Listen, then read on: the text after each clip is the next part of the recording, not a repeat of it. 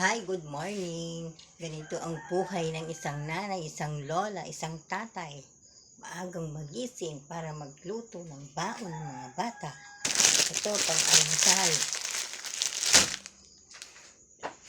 Ito naman, ang baon nila. Piprito ko mamaya kasi wala pang mantika. Wala pa palang itlog.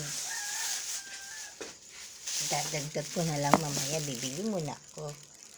Pero habang nag-aantay ako, kailangan ko magpainit ng tubig para pampaligo nila. Ngayon, mainit na yung tubig ko. Ngayon, lagay ko na sa thermos.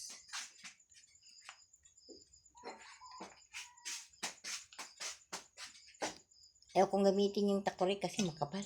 Dahil ang tagal kumulo. Sayang, walang laman ng gasol.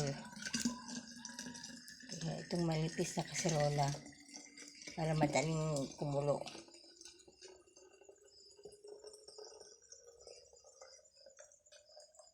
Ito pampaligo nila.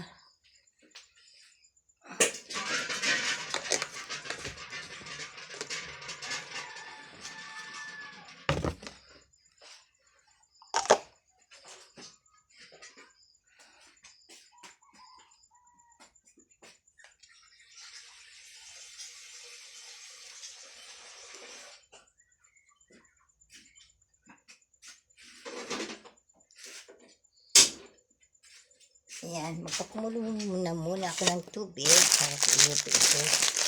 Mamaya ako nabili ng Kung naluto ko na to, bili ako ng mantika. Ito yung pancit canton. With calamansi.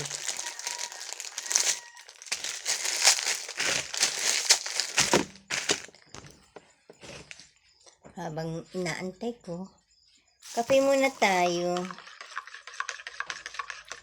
Kape tayo, guys.